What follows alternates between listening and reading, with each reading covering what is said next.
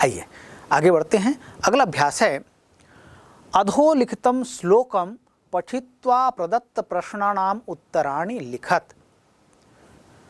अर्थात नीचे लिखे हुए श्लोकम पठित्वा, श्लोक को पढ़कर, प्रदत्त प्रश्नानाम, दिए हुए प्रश्नों के, उत्तराणि, उत्तर, लिखत, लिखो। अर्थात नीचे एक श्लोक दिया हुआ है, उस श्लोक को हमें पढ़ना है और उसके आधार पर जो प्रश्न दिए हुए हैं उन प्रश्नों के उत्तर हमें लिखना है। आचार्यात् पादमादत्ते पादम शिष्यः स्वमेधया कालेन पादमादत्ते पादम स ब्रह्मचारी भी। ये श्लोक है, पाठ में हमने पढ़ा है। तो इस श्लोक के आधार पर विभिन्न प्रश्न दिए गए हैं। क्या क्या प्रश्न दिए गए हैं? प्रश्न है नंबर 1, कस्मात् पादम आदत्ते, किससे पादम, पाद को अर्थात एक चरण को, एक भाग को, आदत्ते ग्रहण करता है या सीखता है। तो श्लोक हमारे सामने है, श्लोक के आधार पर उत्तर हमको देना है। तो ध्यान दीजिएगा, इस तरह के जब प्रश्न पूछे जाते हैं तो प्रश्नों को देखिए और श्लोक को देखिए, प्रश्नों की भाषा में उत्तर देने का प्रयास कीजिएगा। जैसे कस्मात, कस्मात शब्द कैसे बना है? किम, यह शब्द है, इसमें पंचमी भक्ति का योग हुआ है और इस तरह से रूप बना है कस्मात। तो ऐसा कौन सा शब्द है जिसमें, श्लोक में ऐसा कौन सा शब्द है जिसमें पंचमी भक्ति का योग हुआ है, ये आपको देखना है।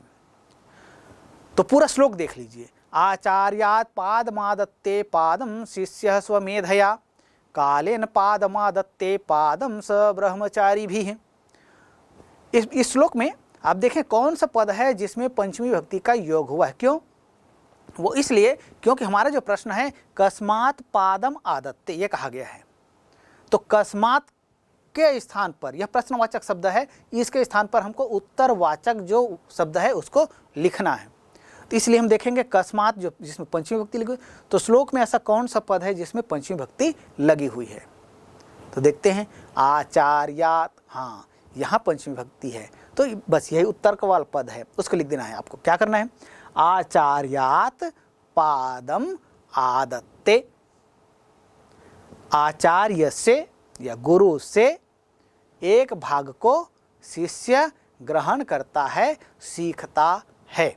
इतना कर दीजिए, हो गया उत्तर। अगला प्रश्न है कह ब्रह्मचारी भी पादम आदत्ते, कौन ब्रह्मचारियों से पादम आदत्ते अर्थात एक भाग को सीखता है। तो सीखता कौन है? किसके सीखने की बात कही गई श्लोक में? बात कही गई है, श्लोक देख लीजिए। आचार्यात् पादमादत्ते पादम शिष्यः स्वमेधया कालेन पादमादत्ते पादम स ब्रह्मचारी भी। सीखता कौन है? कह आदत्ते, कौन लेता है, कौन सीखता है? तो शिष्यः, कर्ता कौन है? इस वाक्य का अस्मिन् वाक्ये कर्तापदम किम? तो अस्मिन् वाक्ये कर्तापदम अस्ति शिष्यः, अर्थात इस वाक्य में कर्ता पद क्या है? श्लोक में कर्ता पद कौन सा है? तो शिष्य है। तो कह ब्रह्मचारी भी है पादम आदत्ते, कौन ब्रह्मचारियों से एक भाग को सीखता है? तो शिष्यः, शिष्यः ब्रह्मचारी भी पादम आदत्ते, शिष्य सहपाठियों से एक भाग को सीखता है। जैसे बच्चा विद्यालय जाता है तो विद्यालय में कुछ समय तक विद्यालय में रहता है, कक्ष में रहता है, और शेष समय विद्यालय प्रांगण में रहता है, अपने मित्रों के साथ रहता है। तब वह अपने मित्रों के साथ रहकर वहाँ उन चीज़ों को सीखता है। चलिए आगे बढ़ते हैं। 3 बुद्धया इति पदाय श्लोके कः पदः प्रयुक्तः, अर्थात बुद्धया, बुद्धि से, इति पदाय इस पद के लिए श्लोके, श्लोक में कः पदः, कः शब्दः प्रयुक्तः, कौन सा शब्द प्रयुक्त हुआ है, अर्थात बुद्धि से के अर्थ में कौन सा शब्द प्रयुक्त हुआ है, इसका उत्तर आपको लिखना है। तो इसका उत्तर होगा क्या? स्वमेधया बुद्धया इति पदाय श्लोके, बुद्धया मतलब बुद्धि से, तो बुद्धि के अर्थ में श्लोक में कौन सा पद प्रयुक्त हुआ है ये आपको देखना है। तो श्लोक में हम देखते हैं प्रयुक्त पद है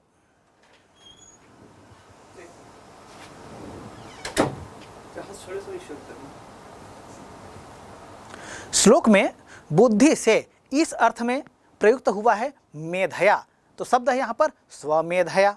तो आप पूरा लिख सकते हैं, स्वमेधया भी लिख सकते हैं और स्वमेधया को भी लिख सकते हैं। तो बुद्धया इति पदाय श्लोके स्वमेधया शब्द प्रयुक्त, अर्थात बुद्धि से इस पद के लिए श्लोक में स्वमेधया शब्द प्रयोग हुआ है, ऐसा लिख दीजिए, हो गया। अगला प्रश्न है दत्ते इति पदस्य किम विलोम पदम प्रयुक्तम। दत्ते देता है, इति पदस्य इस पद के, किम विलोम पदम के विलोम पद में क्या पद प्रयुक्तम प्रयुक्त हुआ है, अर्थात दत्ते इस पद के विलोम में इस श्लोक में कौन सा पद प्रयुक्त हुआ है। दत्ते का तात्पर्य होता है देता है, तो इसका उल्टा क्या होगा? देता है का उल्टा क्या होगा? लेता है। दत्ते अर्थात देने और लेने के अर्थ में कौन सा पद प्रयुक्त हुआ है? तो दत्ते यह क्रियापद है। तो पूरे श्लोक में आप देखिए क्रियापद कौन सा है, तो पूरे श्लोक में एक ही क्रियापद का प्रयोग किया गया है, वो है आदत्ते। तो दत्ते मतलब देता है और आदत्ते मतलब लेता है, तो ये क्या हो गया? देना का उल्टा लेना।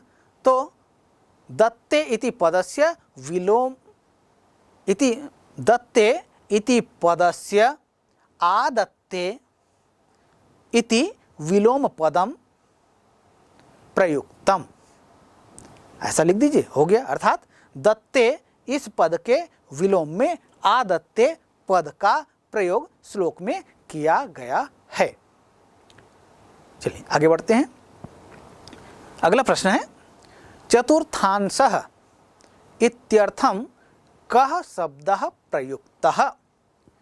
चतुर्थांश इस अर्थ में कौन सा शब्द प्रयुक्त हुआ है?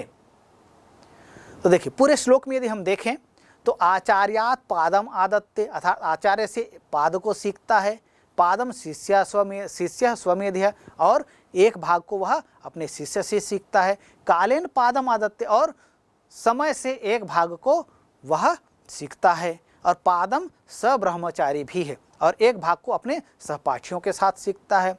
तो इस तरह से पाद जो कहा गया है इसका प्रयोग 4 बार किया गया है, अर्थात यदि हम इन चारों में से एक को लें तो ये चतुर्थांश का अर्थ देता है। तो या कहें कि 4 पाद मिलकर के एक बनता है, तो एक पाद को ही यदि हम लें तो क्या हो जाएगा? वो चतुर्थांश हो जाएगा। तो चतुर्थांशः इत्यर्थम पादः, चतुर्थांशः इत्यर्थम पादम शब्दः प्रयुक्तः, अर्थात चतुर्थांश इस अर्थ में पाद शब्द का प्रयोग हुआ है, ऐसा हिंदी में इसका अर्थ समझ लेते हैं। अगला प्रश्न है शिष्य इति कर्तृपदस्य क्रियापदम किम। श्लोक में शिष्य यह पद आया है, इसका यह कर्ता पद है। तो कर्ता है तो कोई पद ऐसा भी होगा जो क्रियापद होगा। तो यही पूछा जा रहा है शिष्य इति कर्तृपदस्य क्रियापदम किम, अर्थात शिष्य इति लिखा है, यहाँ पर ध्यान दीजिएगा, यहाँ शिष्य इति यह संधि पद है, संधि विच्छेद करेंगे तो रूप बनेगा शिष्य इति विसर्ग संधि।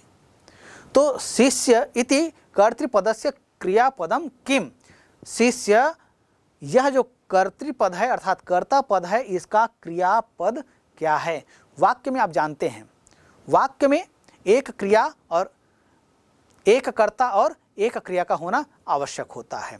तो यहाँ पर शिष्य यह तो कर्ता पद है, इसके लिए कौन सा क्रियापद का प्रयोग किया गया है यह पूछा जा रहा है। तो पूरे श्लोक में देखें तो क्रियापद कौन सा है? आदत्ते। शिष्य क्या करता है? शिष्य क्या करता है? वह लेता है या सीखता है। तो शिष्य आदत्ते। शिष्य या शिष्य इति कर्तृपदस्य क्रियापदम आदत्ते। हो गया, इतना लिख दीजिए, पूर्णविराम लगा दीजिए, या आदत्ते अस्ति ऐसा भी लिख सकते हैं आप।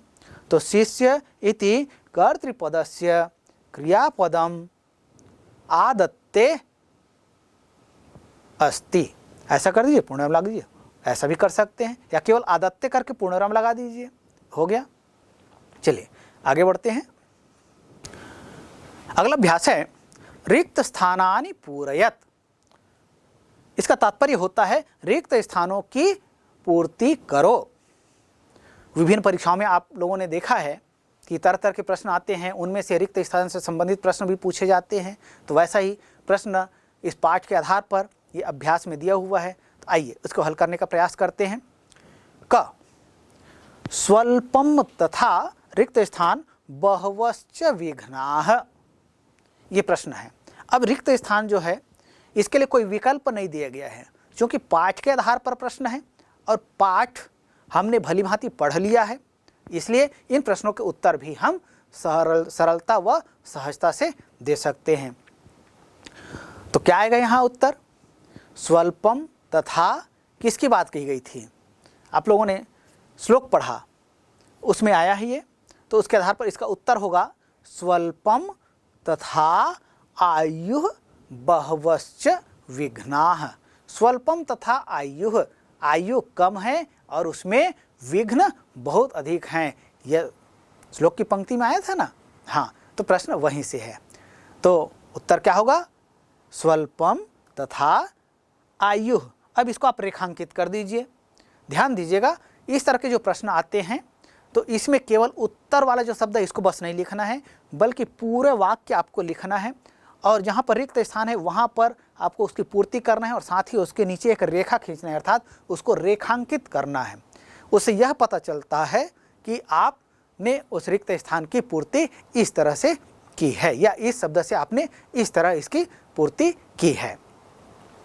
तो स्वल्पम तथा आयु रेखांकित पद और बहवश्च विघ्ना, शेष चीज़ों को आपको यथावत रखना है, जस का तस लिखना है। अगला प्रश्न ख दीनांते च दुग्धम रिक्त स्थान।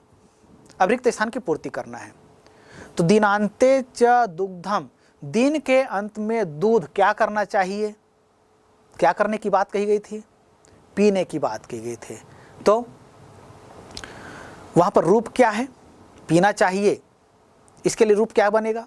तो चाहिए अर्थ में विधिलिंग लकार का प्रयोग किया जाता है। तो पीना इस अर्थ में पा धातु का प्रयोग किया जाता है। तो पा धातु विधिलिंग लकार प्रथम पुरुष एक वचन का रूप क्या होगा? बिल्कुल सही, पिबेत। तो दीनांते च दुग्धम पिबेत, और यहाँ रेखांकित कर दीजिए। हो गया उत्तर ग। ध्यान दीजिएगा, रेखांकित जो प्रश्न आते हैं, रेखांकित रिक्त स्थान से संबंधित जो प्रश्न पूछे जाते हैं, उनमें आवश्यक नहीं कि अंतिम पद को प्रश्नवाचक बनाया जाए या मध्य के किसी पद को प्रश्नवाचक बनाया जाए। हो सकता है प्रारंभिक पद को भी प्रश्नवाचक बनाया जा सकता है। जैसे यहाँ ग, रिक्त स्थान सुखम न अस्ति। तो सुख नहीं है, किसके समान सुख नहीं, ये आपको बताना है। तो श्लोक में हमने पढ़ा है त्याग समम, तो उत्तर क्या होगा? त्याग समम शब्द लिख दीजिए, रेखांकित कर दीजिए, और शेष जो शब्द है उनको यथावत लिखना है हमको। तो त्याग समम सुखम न अस्ति, त्याग के समान सुख नहीं है। ऐसा आगे बढ़ते हैं। घ केषांचिदपि रिक्त स्थान गम्यते। केषांचिदपि गम्यते, किसी के भी साथ जाना जाता है। क्या जाना जाता है?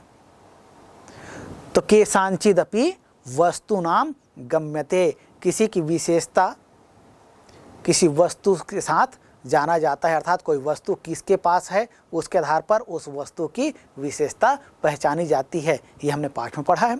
तो केषांचिदपि वस्तूनाम, इस पद को रेखांकित कर दीजिए, किसको? वस्तुनाम को, और गम्यते लिख दीजिए, हो गया। अगला प्रश्न, ग वृक्षाः खाली स्थान शोधकाः, ये भी श्लोक पर आधारित प्रश्न है। तो वृक्षाः शोधक हैं, किसके शोधक हैं? वायु नाम, वायु के। तो वृक्षाः वायु नाम पद को रेखांकित कर दीजिए। तो वृक्षाः वायु नाम शोधकाः, वृक्ष वायु के शोधक हैं, अर्थात वृक्ष जो है वायु को शुद्ध करते हैं। प्यारे बच्चों, अभी हमने अध्ययन किया पाठ सुभाषितानि और साथ ही उसके शब्दार्थ और अभ्यास के प्रश्नों को भी हमने हल किया। ध्यान दीजिएगा, ये जो अभ्यास के प्रश्न दिए गए हैं ये केवल नमूने मात्र हैं। विभिन्न परीक्षाओं में इन अभ्यास के प्रश्नों से प्रश्न पूछे जा सकते हैं। इसके अतिरिक्त पाठ में से भी प्रश्न बनाकर पूछा जा सकता है। तो इसके लिए आपको भली भांति तैयार रहना है। तो निश्चित रूप से आप सभी ऐसा करने में समर्थ होंगे, क्योंकि हमने पाठ का भली भांति अध्ययन किया है, चीज़ों को आपने समझा है। और ये जो सुभाषितानि, सुभाषित जो वचन कहे गए हैं, अर्थात ये जो नीति की बातें कही गई हैं, इन नीति की बातों को हम अपने जीवन में उतारेंगे और अपने जीवन को सुंदर व सुखमय बनाने में समर्थ होंगे। चलिए, इन्हीं भावनाओं के साथ सर्वेभ्यो नमो नमः।